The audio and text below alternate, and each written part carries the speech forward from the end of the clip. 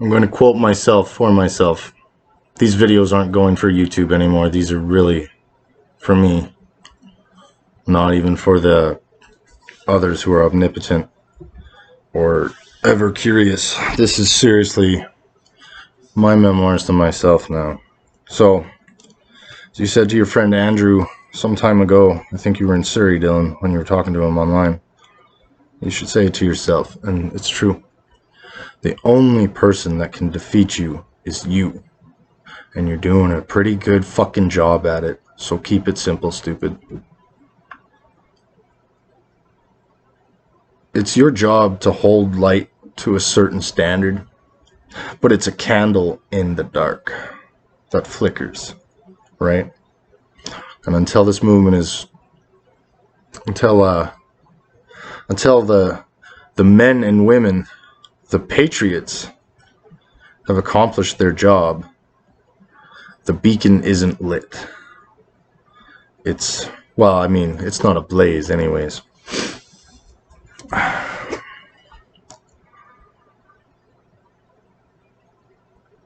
There's nothing more important to everyone out there than to see this goal realized, and it's beyond my manic tantrums, okay?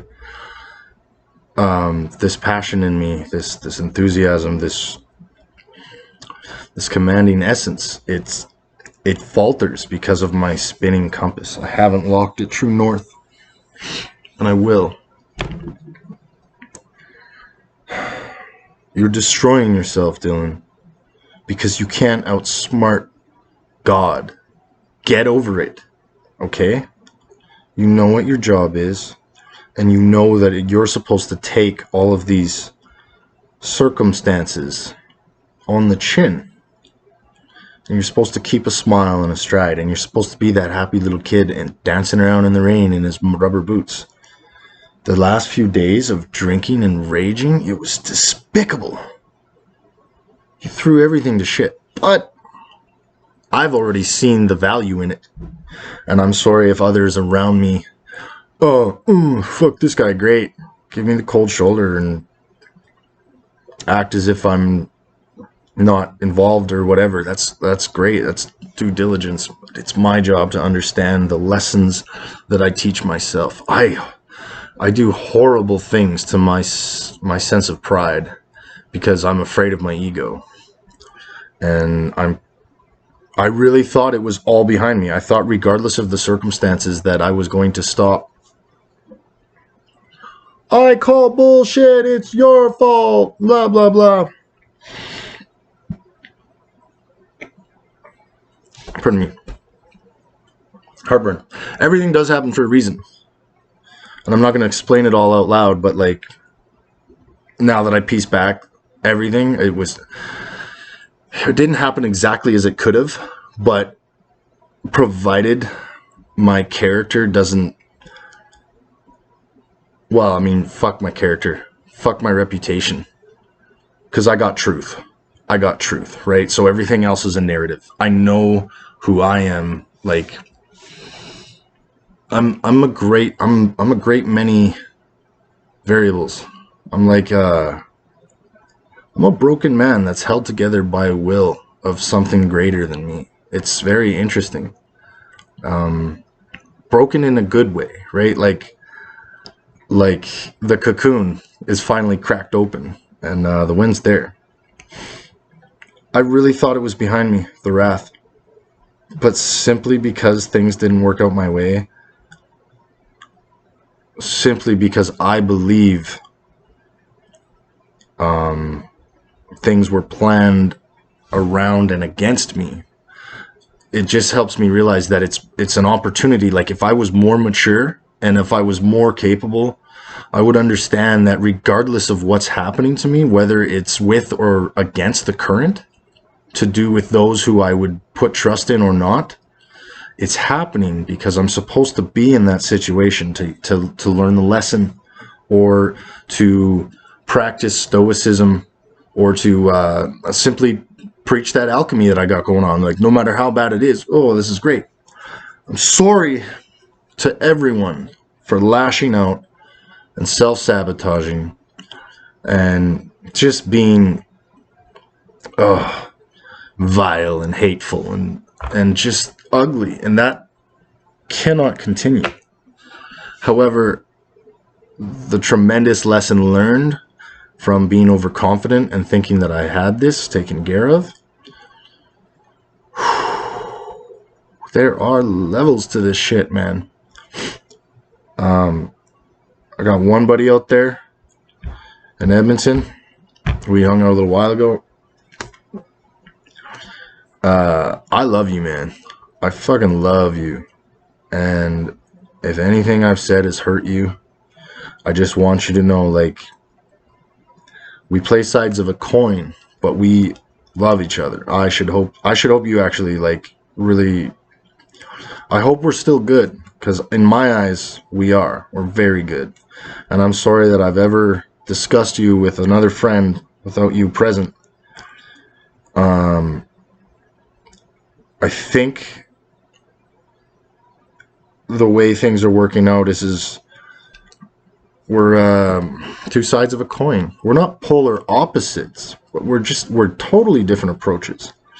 And the last thing I want to do is make it known that I condemn or don't condone you or your beliefs at all. I am simply advocating for my perspective on it, which is great, because there's a whole lot of infinite out there, right?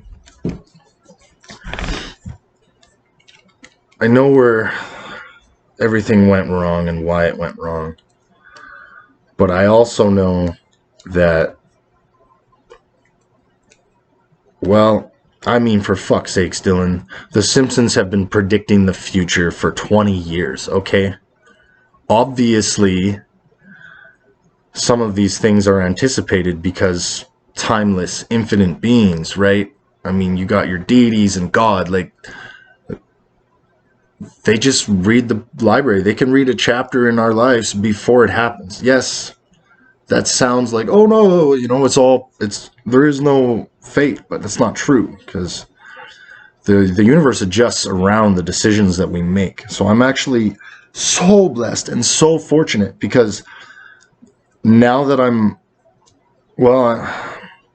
come down here to ruining everything. But now that I'm really aware through this, I would like to say this last gruff and hateful push against the awakening process, simply because I don't understand and I got hastened into it. Now that I'm aware that my actions can be, what's the word? Okay, so when you anticipate, right? My actions can be anticipated. My free will is there.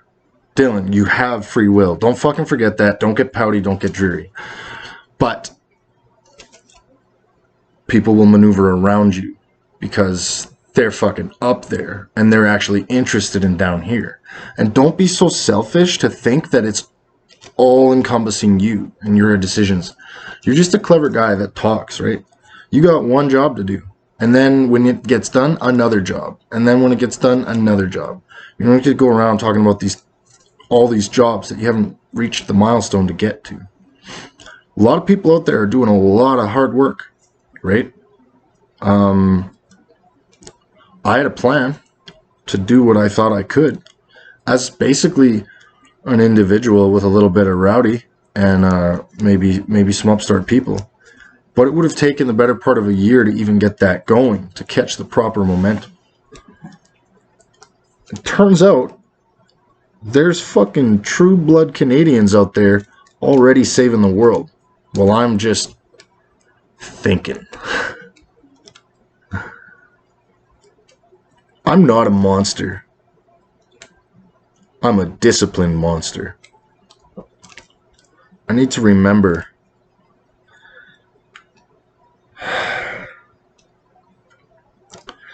unconditional love is really, it's fleeting. And it's hard for me because I can't even say this without fear of people hearing it and getting into phobia, but in a way, in a way, I feel that I am more lonely than any other flesh and blood being on this planet. Obviously, that's not true in a literal sense. There's some people who, I don't know, Tom Hanks was castaway on an island, right? I'm not going to get into explaining the details why that is, or why I believe that is. But I've been feeling very lonely.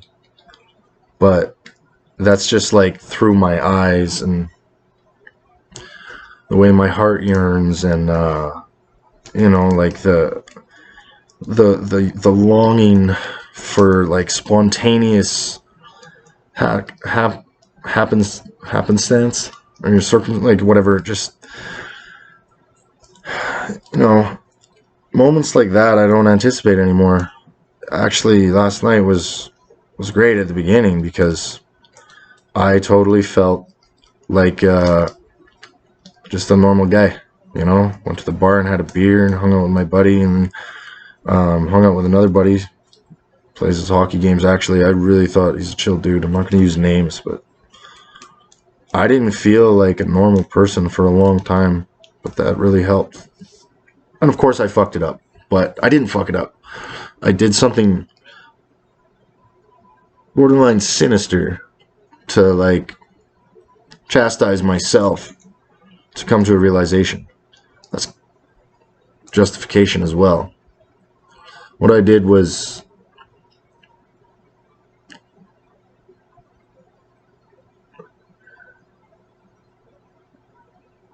acted without integrity or honor, competently or responsibly. I was a poor man in the soul for the last, since I met that girl who didn't end up going with me because, I destroyed a TV in front of her and talked about grand destinies and wild shit. And it's great to hear it one way, but when the temper flares in the other,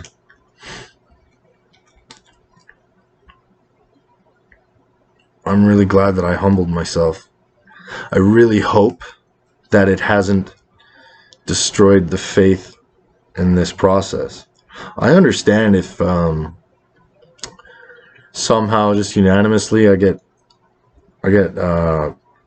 exiled or whatever, and nobody wants to hear me talk, or that's fine. I just want to even though I'm talking to myself, I know people. It's real, Dylan. Don't forget that.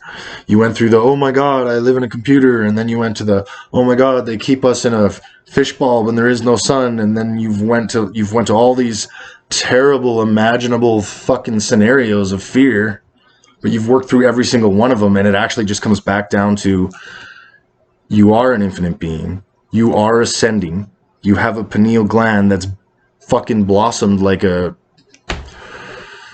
lotus, right? And you have been getting hit by barrage after barrage after barrage of fearful scenarios, and actually been the one to help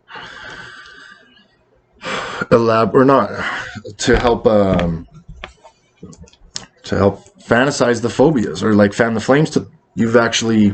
You've taken the potential yield of fear that people have presented in your lap, and you've doubled down on them, but crawled through them. And now you just have to remember that, dude. You have to remember that it's a psychic thing, okay? Fear was your biggest enemy. Fear's gone. Now it's your ego. Remember that, Dylan. Because of your ego, you still have one greatest fear, and that is the shattered disappointment in the world of people that actually had faith in you to maintain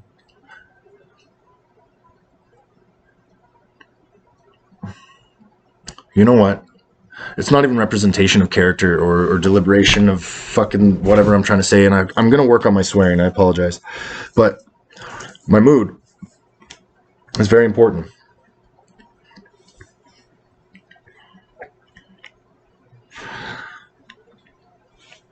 things in the future, if they're still, I believe they are. I really do. I unless somebody's gonna kill me or something unforeseeably catastrophic happens to me, I still believe that well, I mean, I know I got a job to do. I just hope that the job that I'm doing for the people that I volunteered to do this job for is, well, I'm just hoping that you guys can pardon my inadequacies, my temperament, my immaturity, my impetuous nature that always results into blunder, my eager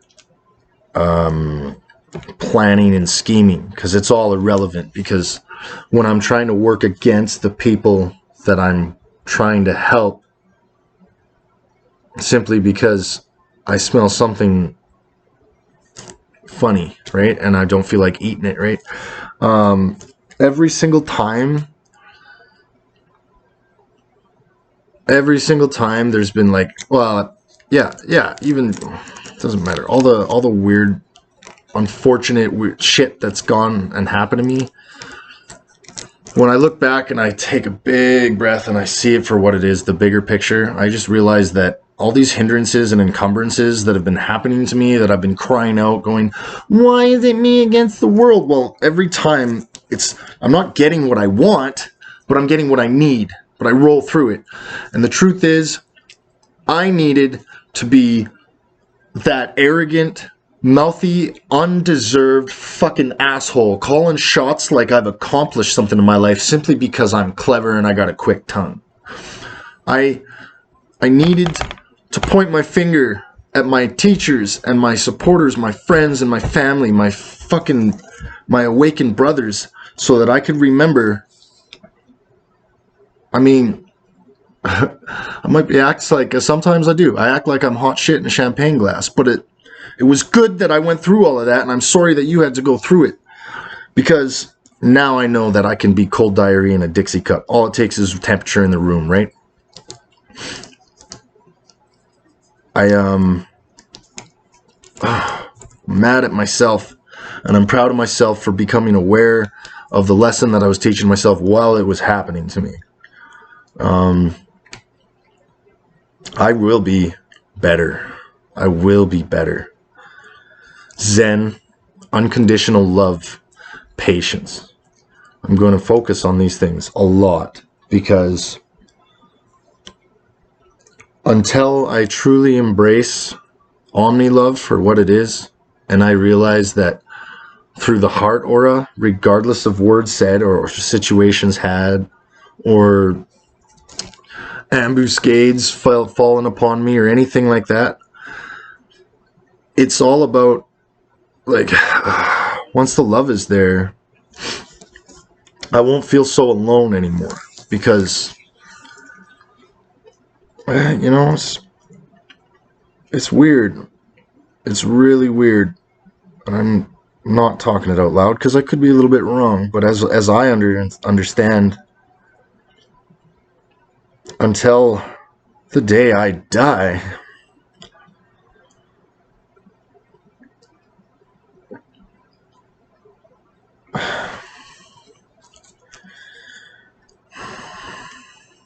to be continued.